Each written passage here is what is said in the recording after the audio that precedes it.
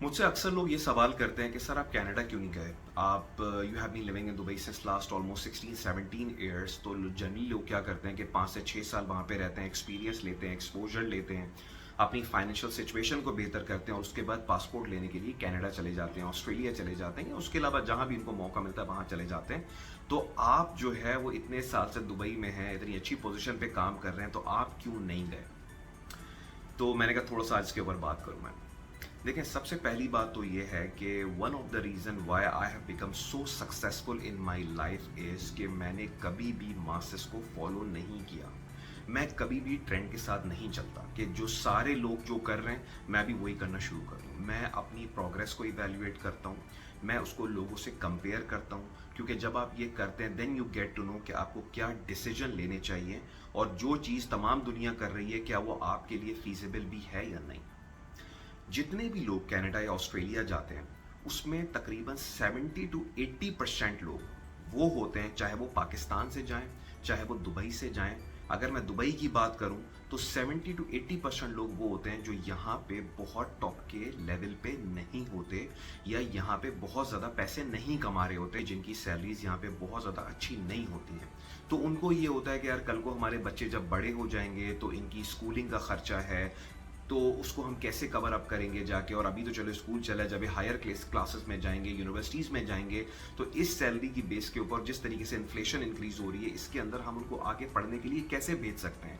जिसकी वजह से वो ये कॉल लेते हैं कि चलो यार हम जाके कनाडा में रहते हैं, इससे हमें फ़ायदा ये होगा कि हमें पासपोर्ट मिल जाएगा और उसके अलावा क्या होगा कि हमारे बच्चों की जो एजुकेशन है, जो जनरली एक साउथ एशिया के अंदर पाकिस्तानी इंडियंस पेरेंट्स का जो एक मेन ऑब्जेक्टिव मैंने देखा है, वो 3 ही ऑब्जेक्टिव होते हैं। हमारे बच्चे अच्छा पढ़ लिख जाएं, उनकी अच्छी जगहों पे शादियां हो जाएं और हम अपना एक घर बना लें। ये 3 ऑब्जेक्टिव्स होते हैं बेसिकली एक मिडिल क्लास बंदे के। तो वो जो ये ऑब्जेक्टिव जो है बड़े आराम से आपके फुलफिल हो जाते हैं जब आप कनाडा मूव कर जाते हैं, क्योंकि आपको एक अच्छा हेल्थ केयर मिलता है, आपके बच्चों को अच्छी एजुकेशन मिलती है और घर की फिर इतनी ज़रूरत ही नहीं होती, क्योंकि जब बच्चा अच्छा पढ़ लिख जाते हैं तो वो खुद ही फिर घर वगैरह तमाम चीज़ें वो भी बना सकते हैं।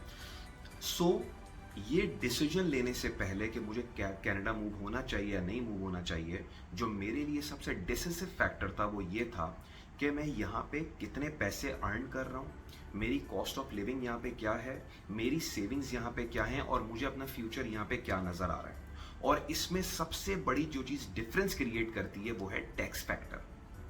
कनाडा के अंदर आप टैक्स पे करते हैं 35% टू 45% और अप टू 48% तक चला जाता है, जबकि दुबई के अंदर 0% टैक्स है। और अगर मैं यहाँ पे बात करूँ कि भाई जनरली कंज्यूमर टैक्स क्या है, तो सिर्फ 5% का टैक्स होता है जो आप ग्रोसरीज के ऊपर देते हैं, जो आप बाकी चीज़ों के ऊपर देते हैं, विच मीन्स कि पूरी की पूरी सैलरी जो आप अर्न करते हैं वो सीधा आपके अकाउंट में आती है, जो आपकी परचेजिंग पावर को बहुत ज़्यादा हाई कर देती है। अब जो बंदा कनाडा मूव हुआ है उसको कनाडा में क्या मिल रहा है, वहां पे उसको फ्री एजुकेशन मिल रही है और वहां पे उसको हेल्थ केयर मिल रहा है। लेकिन अगर मैं इन चीज़ों की कॉस्ट यहाँ पे लगाऊं, तो अगर आप यहाँ पे बहुत अच्छे लेवल के ऊपर हैं, बहुत अच्छी सैलरी अर्न कर रहे हैं, तो यहाँ पे ये जो एजुकेशन की कॉस्ट है कोई बहुत ज़्यादा नहीं है अगर आप एक बहुत अच्छे स्कूल में बच्चे को पढ़ाना चाहते हैं। और हेल्थ केयर यहाँ पे बहुत चीप है। जनरली आप जिन कंपनीज में काम कर रहे होते हैं वो आपको पूरा फैमिली बेनिफिट्स आपको दे देती है, फैमिली मेडिकल, फैमिली की पूरी इंश्योरेंस दे देती हैं। और अगर एक नहीं भी दे तो साल की, पूरे साल की इंश्योरेंस, एक अगर आप नॉर्मल सी भी इंश्योरेंस ले, वैसे तो बेसिक इंश्योरेंस तो 700 दरम की आ जाती है, महीने की 50 दरम पर मंथ पे, लेकिन अगर आप थोड़ी बेहतर इंश्योरेंस भी लेना चाहें वो आपको 1500 से 2000 दरम की, जो महीने के तकरीबन 150 दरम बनते हैं, वो आपकी इंश्योरेंस आपको फैमिली मेंबर को आपको मिल जाती है। So just to conclude this point कि अगर आप एक बहुत अच्छे लेवल के ऊपर हैं, एक बहुत अच्छी सैलरी के ऊपर है यहाँ पे, which is around 30K plus 40K plus 50K plus per month की बात करूं, अगर आप 50,000 दरम से ऊपर कमा रहे हैं तो कनाडा का ऑप्शन आपके लिए थोड़ा सा यूजलेस हो जाता है, because all you are going to get is passport. जबकि कनाडा में अगर आप रहते हैं, जबकि अगर आप दुबई में, अगर आपकी सैलरी 30,000 दरम से ज़्यादा है तो आप गोल्डन वीज़ा के लिए अप्लाई कर सकते हैं। और गोल्डन वीज़ा अगर आपको मिल जाए तो आप 10 साल तक